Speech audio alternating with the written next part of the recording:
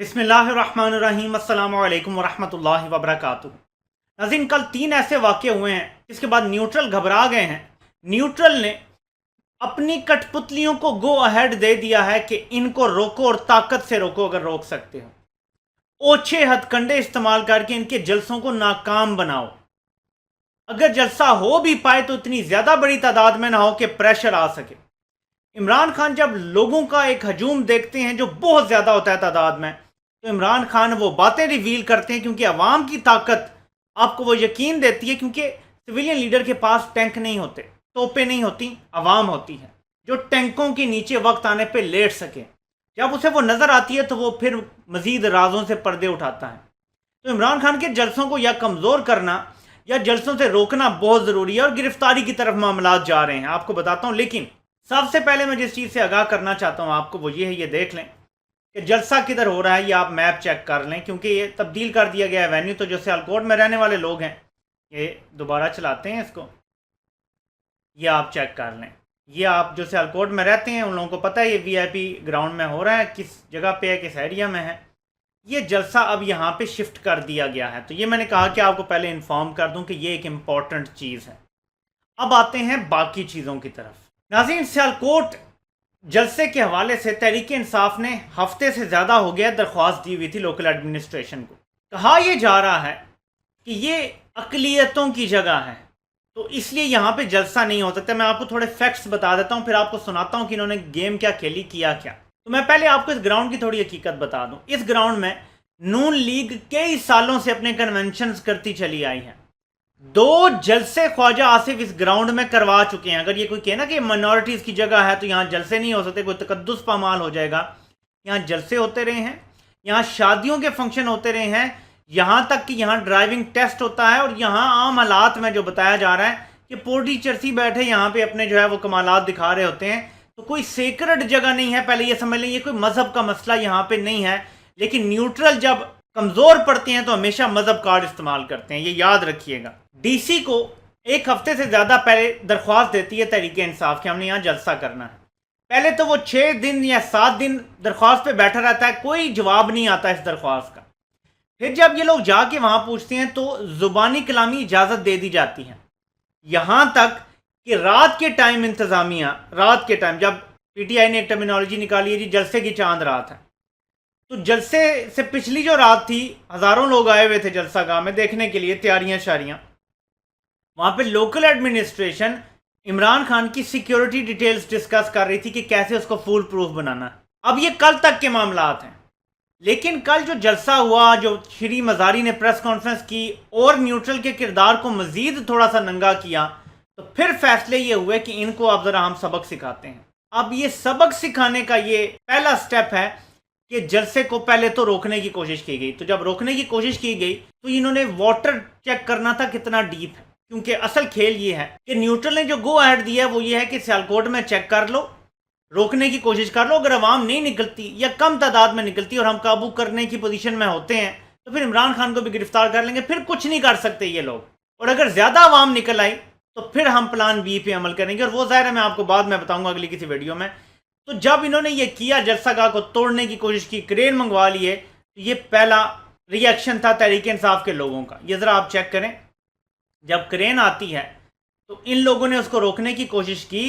जब नहीं हुआ, ये जो ट्रैक्टर आ रहा है और ये उसको जलसागाह की चीज़ों को तोड़ने के लिए, तो ये आगे लेट गए उसके लोग। ये नाज़रीन, ये जज्बा था जो लोग सोचते थे कि कभी पाकिस्तान में भी होगा। किसी सियासी जमात ने कभी भी मजालिम को रोकने के लिए ऐसे पुरअमन तरीके से बिहेव नहीं किया। ये पाकिस्तान में हिस्ट्री क्रिएट की जा रही है।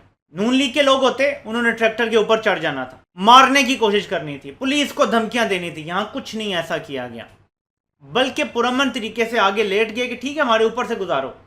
ऐसे तरीके कामयाब होती हैं क्योंकि जब जुल्म हद से बढ़ता है, टैंकों के नीचे तुर्की के अवाम ने भी लेट के ऐसे ही तरीके कामयाब की थी। ये सिर्फ ट्रेलर है।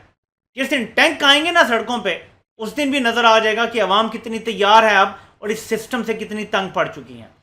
अब हुआ क्या है, पहले वो हकीकत समझ लें। मैंने आपको ये तो बता दिया कि इन्होंने जुबानी इजाजत दे दी थी, अचानक ये सारा कुछ हुआ। और फिर बीच में माइनॉरिटीज का इश्यूज उठाने शुरू कर दिए हैं कि जी माइनॉरिटीज नहीं मानते, और न्यूट्रल साहब ने उनको इस्तेमाल करना शुरू कर दिया। उनसे احتجاج کروانا شروع کر دیا مائنورٹیز سے کہ جی ہم نہیں یہاں کرنے دیتے، مطلب جیسے یہاں کبھی کچھ ہوا نہیں ہے. یعنی یہ لوگوں کو بیوقوف سمجھتے ہیں. یہ کون سا زمانہ ہے کہ آپ اس میں لوگوں کو بیوقوف بنا سکیں؟ لیکن یہ لوگ اب بھی 90 کی دہائی میں بیٹھے ہوئے ہیں. میں بار بار ڈائریکٹ کینسر جس جگہ ہے وہاں پہ کیمو تھراپی کروں گا، میں کینسر کا علاج ڈسپرین سے کرنے کی کوشش نہیں کروں گا. اس لیے میں سیدھا نیوٹرل کے پاس جاتا ہوں اور آپ کو بتاتا ہوں کہ وہیں سے یہ ساری ڈوریاں ہل رہی ہیں، کیونکہ یہ نیوٹرل کی بھیک میں دی ہوئی ایک حکومت کھڑی ہوئی ہے، جس کٹ پتلی کمپرومائز حکومت کی جو کانے ہیں نیوٹرلز کے، کوئی اپنی حیثیت نہیں ہے. ان کی اپنی کوئی حیثیت نہیں ہے. نہ یہ طاقت کا استعمال کر سکتے ہیں اپنی حیثیت میں، نہ یہ کوئی جلسہ روک سکتے ہیں، نہ یہ کوئی فیصلہ کر سکتے ہیں. ان کی اوقات نہیں ہے. ان کو سب کچھ نیوٹرل کر کے دے رہے ہیں اور وہی یہ سب گورنمنٹ چلا رہے ہیں ابھی تک. اور آپ نے دیکھ لیا رزلٹ کہ معیشت کا کیا ہو رہا ہے، اسٹاک مارکیٹ کا کیا ہو رہا ہے، ڈالر کدھر جا رہا ہے. اور اب یہ لا اینڈ آرڈر کی سچویشن بھی خود کریٹ کر رہے ہیں، کیونکہ ان کے دماغ ہی اتنے سے ہیں. 70 سال پرانا کیس کا فیصلہ دے دیا. سر خواجہ آصف صاحب یہاں پہ جو 2 جلسے کر چکے ہیں، یہاں ویمن کنونشن ہو چکی ہے، یہاں پہ کرکٹ ہوتی ہے، یہاں پہ چرچے بیٹھتے ہیں، یہاں پہ ڈرائیونگ لائسنس ڈرائیونگ ٹیسٹ ہوتے ہیں. سر اس رڑے میدان میں ہم نے سر ڈی سی صاحب کو کل کہا کہ جی ہم 30 لاکھ روپے آپ کے پاس جمع کروا دیتے ہیں اگر آپ کا کوئی نقصان ہو. ویسے تو وہاں گھاس بھی نہیں ہے، ویسے تو وہاں گھاس بھی نقصان کیا ہونا ہے. He told us very clearly کہ جی آپ کا جلسہ کلیئر ہے، آپ بس 2 درخواستیں اپنے مائنورٹی سے ہمیں دلوا دیں، آپ جا کے اپنا جلسہ کریں. سر ہمارے کنٹینر لگے، لائٹیں لگ گئی، ساؤنڈ لگ گئے. رات کو میں نے آپ کو پکچرز بھیجی ہوئی ہیں، دیکھیں ہزاروں کی تعداد میں سر آج رات کو وہاں دنیا آ گئی. اینڈ دے ویٹڈ کہ صبح کا انہوں نے ویٹ کیا کہ جب حبیبر ایٹ دا تھنسٹ جب ہم 300-400 رہ گئے انہوں نے ہم پہ دھاوا بولا. اب عمران خان نے اس کا جواب کیا دیا ہے؟ نیوٹرل نے یہ جو حرکت کی ہے، اب عمران خان نے اس کا جواب دیا ہے، یہ بھی پڑھتے ہیں. کوئی شک میں نہ رہے میں آج سیالکوٹ جاؤں گا. امپورٹڈ حکومت نے ہماری قیادت اور کارکنان کے خلاف سیالکوٹ میں جو کچھ کیا وہ اشتعال انگیز ضرور ہے مگر غیر متوقع ہرگز نہیں. ضمانت پر رہا مجرموں کے اس ٹولے کو لندن میں مقیم ان کے عدالت سے سزا یافتہ قائد نے ہمیشہ اپنے مخالفین کے خلاف فسطائی حربے استعمال کیے ہیں. جب بھی اقتدار ملتا ہے سپریم کورٹ پر چڑھائی، ماڈل ٹاؤن میں قتل عام، ججوں کو رشوت دینے اور نواز شریف کی جانب سے خود کو امیر المومنین قرار دیے جانے جیسی حرکتیں کرتے ہیں. اپوزیشن میں جمہوریت کا منفی استعمال، حکومت میں جمہوری اقدار کا جنازہ نکالتے ہیں مگر لوگ اب ان کے خلاف کھڑے ہو چکے ہیں. ہماری حکومت نے کبھی ان کا کوئی جلسہ، دھرنا یا ریلی وغیرہ نہیں روکی کیونکہ ہم جمہوریت سے مخلص ہیں.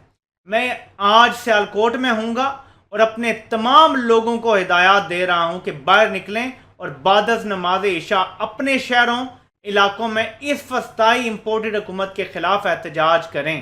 ایک بار پھر عمران خان نے یہ کہا ہے لوگوں سے کہ باہر نکل کے پرامن احتجاج کریں مختلف شہروں میں عشاء کی نماز کے بعد، جبکہ جلسہ سیالکوٹ میں تو ہوگا ہی ہوگا. تو ناظرین یہ ہیں گراؤنڈ ریالٹیز جو آپ کو بتائی ہیں کہ دونوں طرف سے کل میں نے آپ کو بتایا تھا کہ تلواریں نکال لی گئی ہیں. پیچھے ہٹنے کے لیے کوئی تیار نہیں ہے. جنہوں نے اتنا بڑا ناٹک اور ڈرامہ رچایا امریکہ کی ایما پہ، وہ پیچھے ہٹنے کے لیے نہیں رچایا. انہوں نے یہ ڈرامہ اس لیے بھی نہیں کیا کہ عمران خان کو فوراً اقتدار واپس دے دیں اور زیادہ طاقت سے دے دیں. انہوں نے آر ٹی ایس اس لیے نہیں بٹھایا تھا کہ عمران خان کو دوبارہ ہم زیادہ طاقت سے آنے دیں گے. آر ٹی ایس اس لیے بٹھایا تھا کہ وقت آنے پہ عمران خان کی حکومت کو گرایا جا سکے جب یہ زیادہ اکڑ جائے اور ہماری بات ماننا چھوڑ دے. عمران خان نے پہلے دن سے اپنی کچھ باتیں ہیں وہی منوائیں، اس پہ قائم رہا، تو ان لوگوں نے اس کی حکومت کے خلاف سازش پہلے سال کے اینڈ میں شروع کر دی تھی. یہ تو قدرت کو کچھ اور منظور تھا تو اتنا عرصہ عمران خان چل گیا اور لوگوں کی پوری طرح سے آنکھیں کھل گئیں. یہ جو مہنگائی کا بیانیہ تھا، جو بھی بیانیہ جو میڈیا چلاتا تھا، جو ایک سیاسی جماعت کو باہر نکالا، پھر مذہبی جماعتوں کو باہر نکالا، یہ سب نیوٹرلز کے کارنامے تھے.